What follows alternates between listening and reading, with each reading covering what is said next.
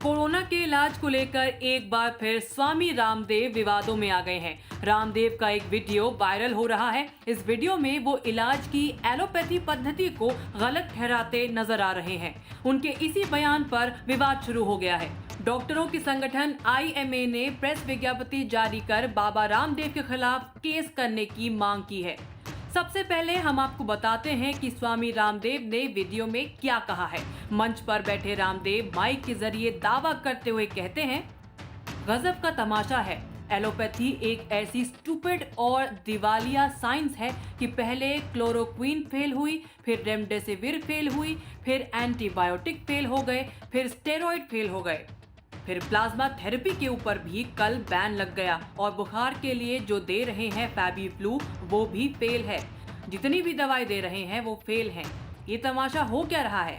बुखार की कोई दवाई कोरोना पर काम नहीं कर रही, क्योंकि आप बॉडी का टेम्परेचर उतार देते हैं, लेकिन टेम्परेचर जिस कारण से आ रहा है, उस वायरस को, उस बैक्टीरिया को, उस फंगस को जिस कारण से भी बुखार हो रहा है, उसका निवारण तुम्हारे पास में है नहीं, तो कैसे ठीक करोगे? इसलिए मैं बहुत बड़ी बात कह रहा हूँ। हो सकता है कि इस पर कुछ लोग विवाद करें। लाखों लोगों की मौत एलोपैथी की दवा खाने से हुई है। वीडियो में बाबा रामदेव कहते हैं कि जितने लोगों की मौत हॉस्पिटल ना जाने के कारण से हुई है, ऑक्सीजन ना मिलने के कारण से हुई है, उससे ज्यादा लोगों की मौत ऑक्सीजन के बावजूद हुई है, एलोपैथी की दवा मिलने के बावजूद हुई है, स्टेरॉइड की वजह से हुई है।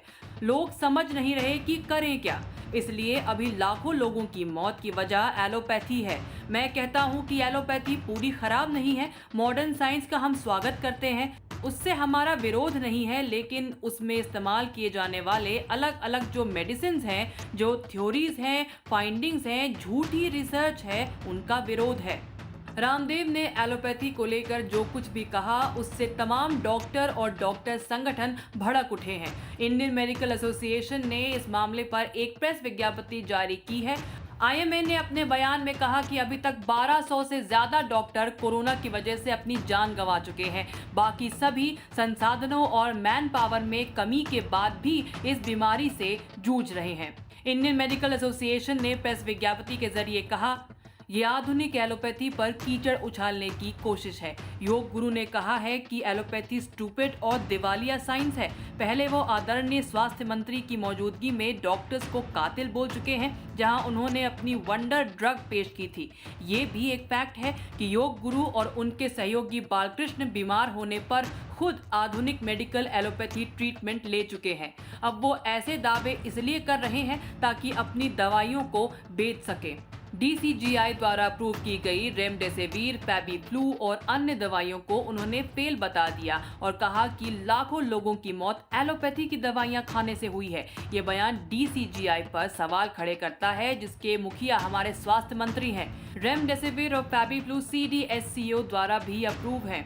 बाबा रामदेव के खिलाफ महामारी एक्ट की धारा 188 के तहत कार्रवाई होनी चाहिए। वो एक इंटरनेशनल योग गुरु हैं और एक दवा कंपनी भी चलाते हैं। वो पहले भी अपनी कंपनी के उत्पादों को लेकर झूठे दावे कर चुके हैं और पब्लिक को गुमराह करने की कोशिश कर चुके हैं। ICMR, एम्स, DCGI और हेल्थ मिनिस्ट्री की साख पर सवाल उठाना क्या एंटी नेशनल नहीं है? सुप्रीम कोर्ट भी रेमडेसिविर की उपलब्धता को सुनिश्चित करने को कह चुका है। ऐसे में क्या इस बयान को कोर्ट का अनादर नहीं माना जाएगा? रामदेव हालात का फायदा उठाकर, डर फैलाकर अपनी अवैध और अनअप्रूव दवाएं बेचना चाहते हैं और पैसा बनाना चाहते हैं। अगर हेल्थ मिनिस्टर इस मामले में सुओ मोटो एक्शन नहीं लेते हैं, तब हम कोर्ट जाने के लिए मजबूर होंगे। इस पूरे मामले पर स्वामी रामदेव के पतंजलि योग पीठ की तरफ से सफाई आई है। पतंजलि की तरफ से सफाई में कहा गया कि स्वामी रामदेव जी के मन में आधुनिक विज्ञान और इससे जुड़े चिकित्सकों के प्रति कोई दुर्भावना नहीं है। IMA की तरफ से उनके बारे में जो कहा जा रहा है वो गलत है। स्वामी जी का मानना है कि मरीज का सही इलाज करना, उसको बीमारी और दर्द से राहत देना चिकित्सकों का उद्देश्य होना चाहिए। एलोपैथी एक प्रगतिशील विज्ञान है। इस मुश्किल घड़ी में एलोपैथी, आयुर्वेद और योग का मेल लोगों के लिए फायदेमंद रहेगा। स्वामी जी के मन में उन सभी डॉक्टरों और सहायक कर्मचारियों के प्रति सम्मान है जो इस मुश्किल घड़ी में दिन रात जुटे हुए हैं। आईएमए से पहले सफदरजंग अस्पताल दिल्ली के रेसिडेंट डॉक्टर्स एसोसिएशन ने भी 21 मई को एक प्रेस नोट जारी किया था, जिसमें बाबा रामदेव से बिना शर्त माफी मांगने को कहा गया। इससे पहले बाबा रामदेव की दवा कोरोनिल को लेकर विवाद खड़ा हुआ था। अब देखना होगा इस नए घमासान का क्या अंजाम होता है। न्यूज़ तक ब्यूरो।